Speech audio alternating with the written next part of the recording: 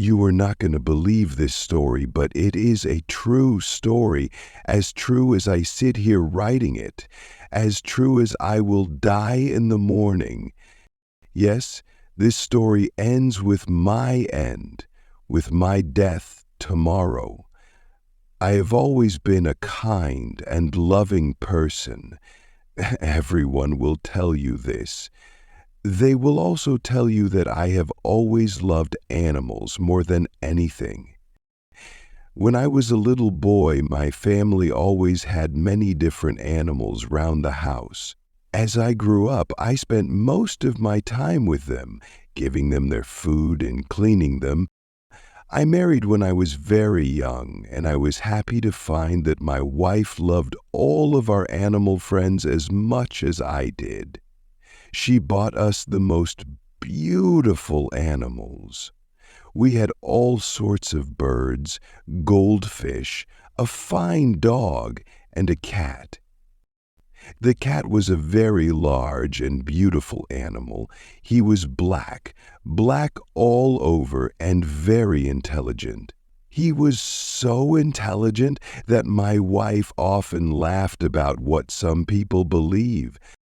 Some people believe that all black cats are evil, enemies in a cat's body. Pluto, this was the cat's name, was my favorite.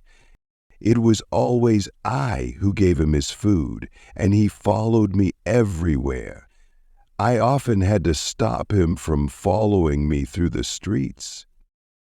For years, he and I lived happily together, the best of friends, but during those years, I was slowly changing.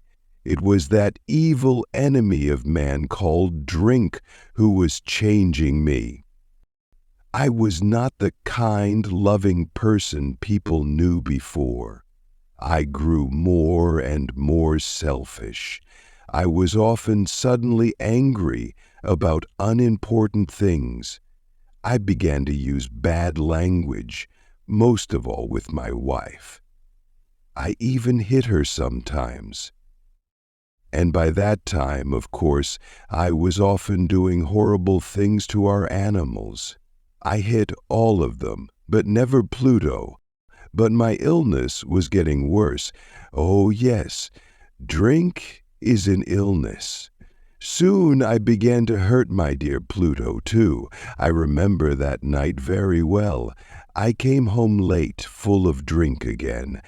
I could not understand why Pluto was not pleased to see me. The cat was staying away from me. My Pluto did not want to come near me. I caught him and picked him up, holding him strongly. He was afraid of me and bit my hand. Suddenly I was not myself anymore. Someone else was in my body, someone evil and mad with drink. I took my knife from my pocket, held the poor animal by its neck, and cut out one of its eyes.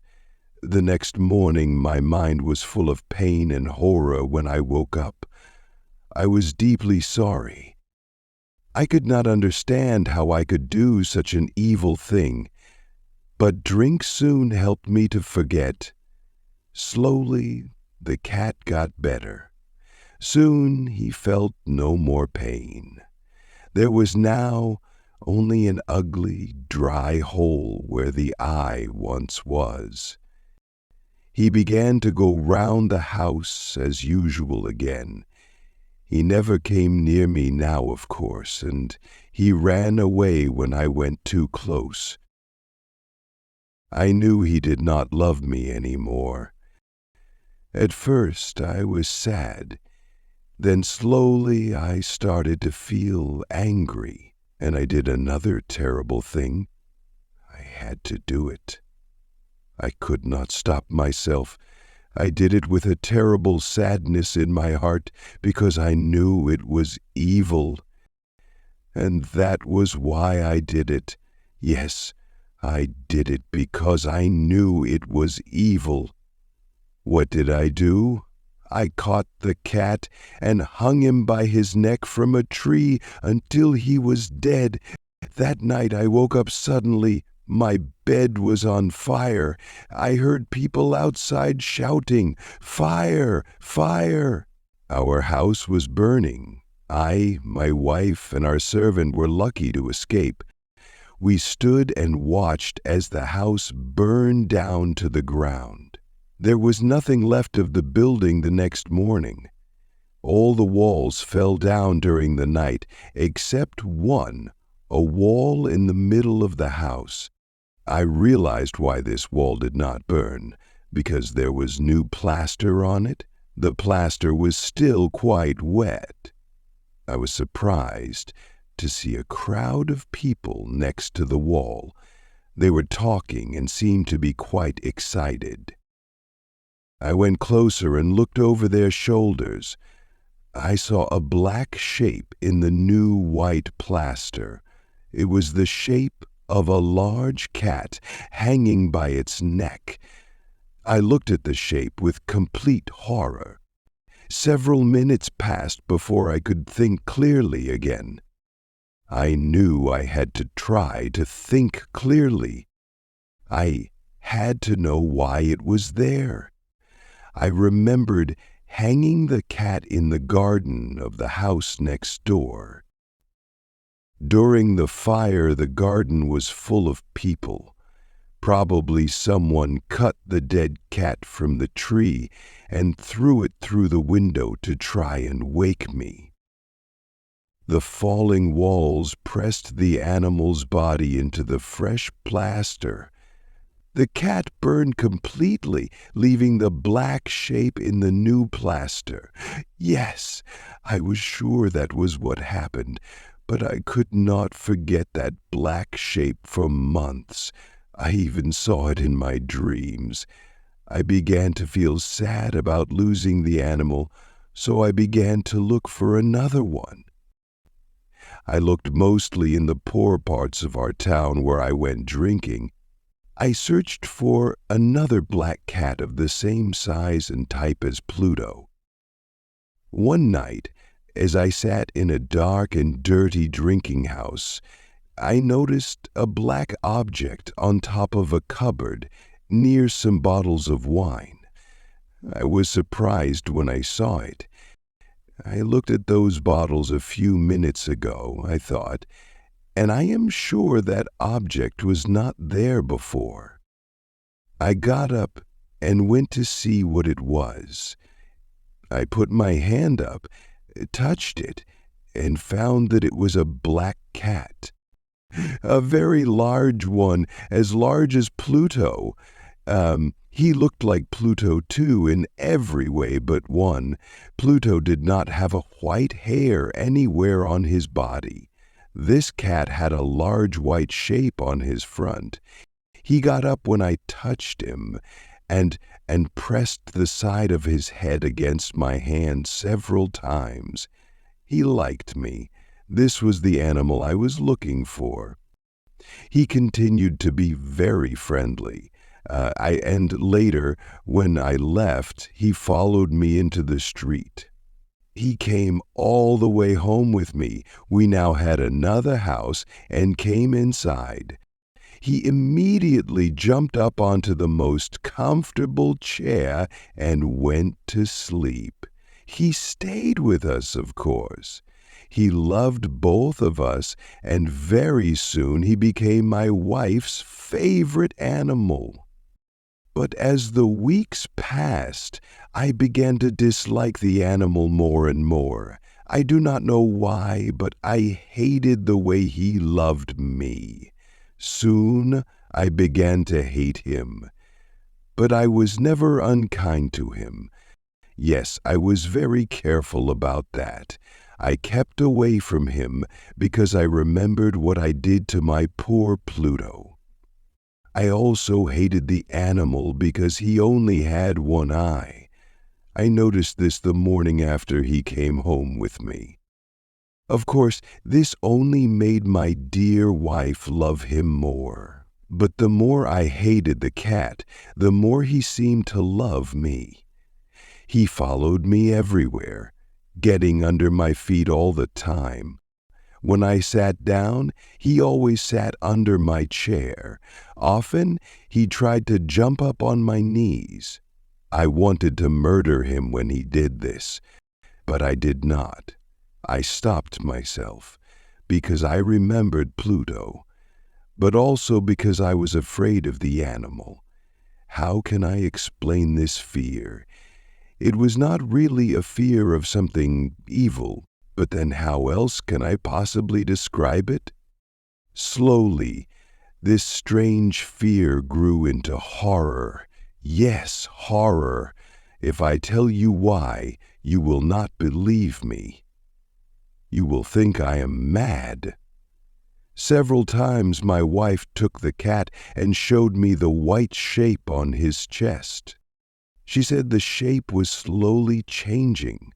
For a long time I did not believe her, but slowly, after many weeks, I began to see that she was right. The shape was changing. Its sides were becoming straighter and straighter. It was beginning to look more and more like an object. After a few more weeks, I saw what the shape was. It was impossible not to see. There on his front was the shape of an object I am almost too afraid to name. It was that terrible machine of pain and death. Yes, the gallows. I no longer knew the meaning of happiness or rest. During the day, the animal never left me. At night, he woke me up nearly every hour. I remember waking from terrible dreams and feeling him sitting next to my face, his heavy body pressing down on my heart. I was now a very different man. There was not the smallest piece of good left in me. I now had only evil thoughts, the darkest and the most evil thoughts. I hated everyone and everything, my dear wife too. One day she came down into the cellar with me to cut some wood. We were now too poor to have a servant. Of course, the cat followed me down the stairs and nearly made me fall. This made me so angry that I took the axe and tried to cut the animal in two. But as I brought the axe down, my wife stopped my arm with her hand. This made me even more angry, and I pulled her hand away from my wrist, lifted the tool again, brought it down hard, and buried it in the top of her head. I had to hide the body. I knew I could not take it out of the house. The neighbors noticed everything. I thought of cutting it into pieces and burning it. I thought of burying it in the floor of the cellar. I thought of throwing it into the river at the end of the garden. I thought of putting it into a wooden box and taking it out of the house that way. In the end, I decided to hide the body in one of the walls of the cellar. It was quite an old building near the river, so the walls of the cellar were quite wet, and the plaster was soft. There was new plaster on one of the walls, and I knew that underneath it the wall was not very strong. I also knew that this wall was very thick. I could hide the body in the middle of it. It was not difficult. I took off some plaster, took out a few stones, and made a hole in the earth that filled the middle of the wall.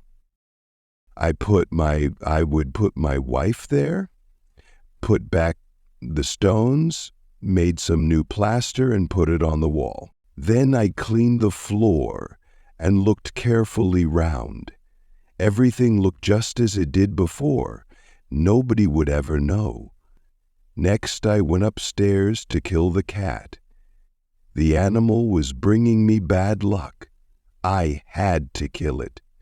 I searched everywhere, but I could not find him. I was sure it was because of my wife's murder. He was too clever to come near me now. I waited all evening, but I did not see the evil animal. He did not come back during the night either. And so, for the first time in a long time, I slept well. When I woke up the next morning, I was surprised to see that the cat still was not there. 2, 3 days passed, and there was still no cat. I cannot tell you how happy I began to feel. I felt so much better without the cat. Yes, it was he who brought me all my unhappiness. And now without him, I began to feel like a free man again. It was wonderful. No more cat. Never again. Several people came and asked about my wife, but I answered their questions easily. Then on the 4th day, the police came. I was not worried when they searched the house. They asked me to come with them as they searched. They looked everywhere, several times. Then they went down into the cellar. I went down with them, of course. I was not a bit afraid. I walked calmly up and down, watching them search. They found nothing, of course, and soon they were ready to go. I was so happy that I could not stop talking as they went up the stairs. I did not really know what I was saying. "Good day to you all, dear sirs," I said. "Yes, this is a well-built old house, isn't it?" "Yes, a very well-built old house. These walls—" "Are you going, gentlemen? These walls are strong, aren't they?" I knocked hard on the part of the wall where my wife was. A voice came from inside the wall in answer to my knock. It was a cry, like a child's. Quickly, it grew into a long scream of pain and horror. I saw the policemen standing on the stairs with their mouths open. Suddenly, they all ran down in a great hurry and began breaking down the wall. It fell quickly, and there was my wife standing inside. There she was, with dried blood all over her head, looking at them, and there was the cat standing on her head, his red mouth wide open in a scream, and his one gold eye shining like fire. The clever animal! My wife was dead because of him, and now his evil voice was sending me to the gallows.